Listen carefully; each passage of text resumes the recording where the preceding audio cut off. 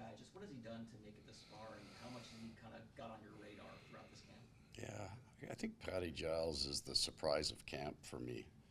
In a 2-year progression, I think when he originally came in, we would say that maybe his career limiting factor was his foot speed, and now it's his strength. He's just made incredible improvements in his speed. And at that size, then, really hard-working young man, there's something there that you think you can develop and use. Patty won't be a player here that watches games because he doesn't have to. He's a very, very good camp. The last decisions will be difficult in some ways, but as we are all have the confines of a salary cap and of waiverable players, a lot of that then just becomes the logistically smart thing for the team to do. And another guy that's no longer out there with Sandis Bowman, just how excited are you now for the future with him from what he showed you here in this camp? Yeah, you know, when we look at him almost in the same ways that we looked at Mackie Samoskevich. At Mackie last year, there was a lot of things in the game that you would believe will fit in an NHL game. And he's going to go down and learn the pro intensity, the ability to stay in the entire shift involved and shift after shift. So we think he's a really strong skater, got a good shot. There's some creativity to his game and a willingness to play hard. It's just about experience playing hard shift after shift. The American Hockey League is a really strong league and a great. You look at the difference then between Mackie when he left us to his call-up, and he was markedly different in a number of the ways he approached the game. You know, the coaches sort of build that with Mackie, like you said. You guys know what you were able to see a lot of him last year between being on the opening right roster and then when he was with Black Aces.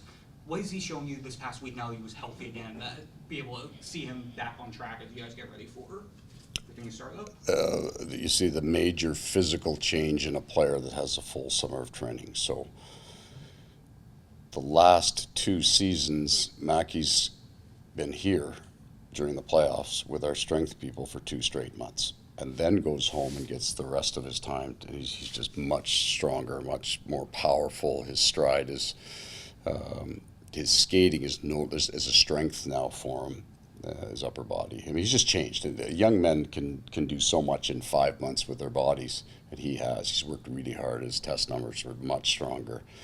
But you could see, you could see last year he's got NHL hands. He's got an incredible set of hands, and he can shoot the puck where he wants to. He's gifted in that department. But the physical improvement will be the reason that we think he can step in and play this year. And then with ring ceremony night banner dropping tomorrow right before the game, just have a physical final closure of last season as you guys, with the season on the horizon, just to be able to have the physical closure of last season as you guys try to get ready for the title defense. Get to a point where there's no more celebrations of something that has happened in the past, and you need that mental closure to move forward. So it's an unfortunate with the safety concerns and the weather, but seemingly for us, rain on a celebration is kind of what we do here. So it's fitting, I guess.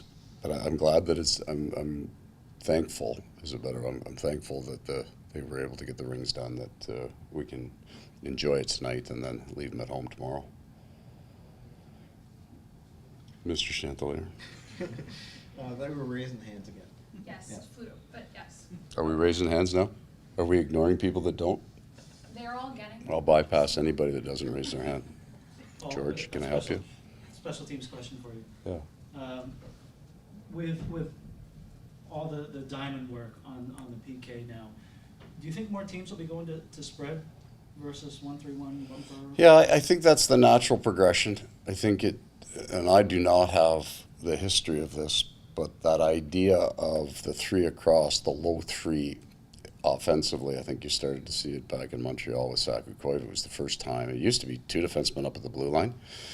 You'd have a guy on the half wall and basically 2 guys at the net. There was no slot presence, and then Montreal came in and was really, really good at it. And then what you saw happen is these elite shooters came into the league on that flank. So the Ovechkins, Stamkos, we were in Winnipeg, we had Patty Laine, those guys come in. And there's lots of them. Not like necessarily those 2, but every team would have a guy with an incredible shot. And then really Colorado, there were some teams running the defensive diamond, that idea, but there was a lot of top-down pressure on the PK. You saw it from Edmonton against us. That's almost an older school, and it ended up being very effective with what Edmonton was doing in the playoffs against us. But the idea that Colorado would push Kucherov up instead of push him down, and then everybody kind of went to that. And then if you're running the diamond idea, you've got one defenseman at the net, basically. That's it. And if you're running an aggressive diamond, you got nobody at the front of the net sometimes. So that will be where everybody goes. I think it's fairly easy to go from a diamond defense to collapse to handle that box. You know, the spread, I would call it the box, whatever. You're probably more right than I am. But I think you can make the adjustment fairly quickly in game to handle that. You're just going to see teams do both at the same time. They're going to go from the 1-3-1 setup to the shoot up setup to the box, and they'll go back and forth.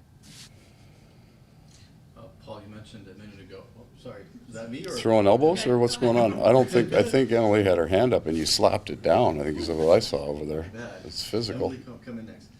You mentioned a minute ago that you're sort of ready to turn the page and move on to the new season. But like on a personal note, you coached a bunch of games in this league before you finally won the Right. league, right? And is it important for you to have that night tomorrow, or are you like really ready to just move on with the new season?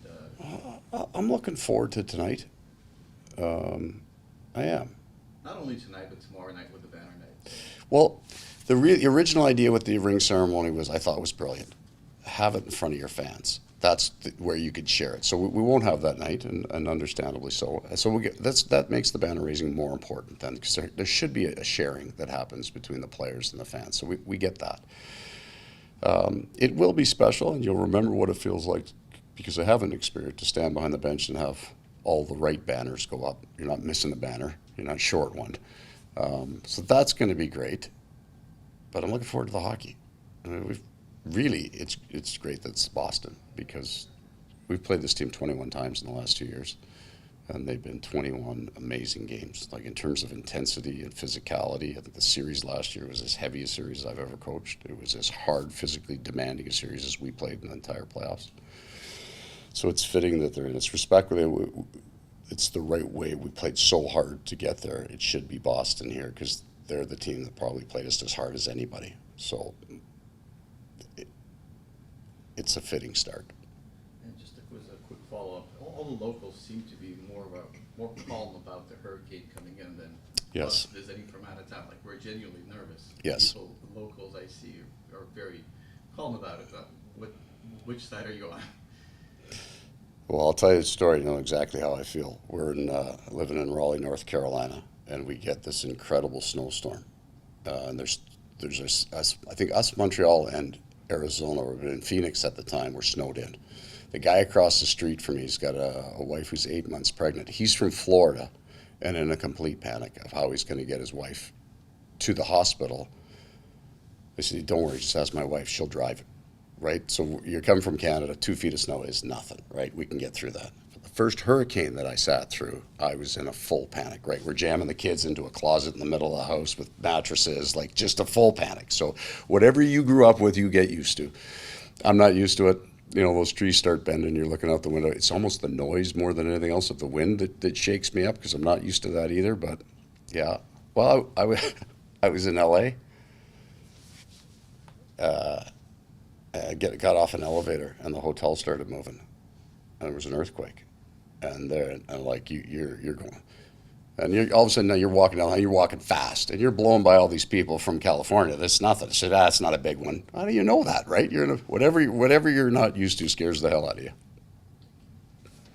You spent a lot of time last year talking about how business this team was. Yeah. How would you compare sort of the approach this year, given the knowledge of that you can do it and that you have? Right. So last year I didn't pick up on it. I just didn't think they were as funny. It took me a long time to figure out last year's team was all business, was more serious, because they weren't laughing at my jokes, and I just thought, well, I'm not as funny. I don't think I'm that funny, but some of that stuff was funny. But they were more serious. These guys, I was looking for some tells early. How hard would they test? Not their numbers. But Barkov doesn't have to go flat out on those tests. He's still making the team. and they all did. So for me, that was the first great anecdotal side. Then the numbers came back, and we're fitter than we were last year at this time. And in the first 4 days this year, we exceeded last year, which was better than the year before. They were able to wind themselves up to do it. In some of the quiet time, like in a bunch of the veteran guys didn't play for about a week. They just did their business, right? They did it, but it was quieter, I would say. And then when they were supposed to be good, like our last exhibition game was not physical at all with LA, but they did their jobs, right? Their sticks were right, the skating was right. I think there's a little more experience now. They haven't looked for a place to take it easy, but they have confidence in when they need. I have confidence in their ability to know we need to go hard here. This is drill. So the skate at the end of the day, they go hard and it's no fun, but they're doing it because they know it's important. And then when we've had a lighter day, they're a little bit more relaxed with that and they can have a lighter day. I think they're a little bit more experienced. We still, though, are not starting where we finished. We're right at the right, and that's not me trying to take the pressure off the team. You have to go through the adversity. You need it.